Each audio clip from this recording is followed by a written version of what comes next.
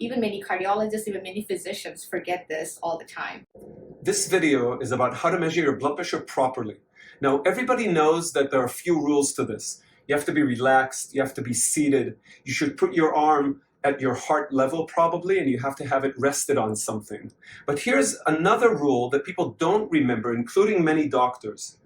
When we measure blood pressure, it is always best practice to measure it in both arms. You should do that at least once in a while. You'll notice in the demonstration that Dr. Thomas is measuring my blood pressure in both arms. She started on the right, but she didn't forget the left. Oftentimes what we forget is to check the blood pressure in both arms. Even many cardiologists, even many physicians forget this all the time. Why should you do that? Well, that's because sometimes some people will have a difference in blood pressure between their arms.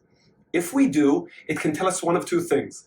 First of all, we've actually published that people with a really large difference of blood pressure between arms may have more events such as heart attacks and stroke and even mortality, death down the road. It doesn't mean that any difference is bad, but a difference of above maybe 10 points, especially over 15 points, could signify that. And it could mean that you need more intensive medical therapy. So that's one thing.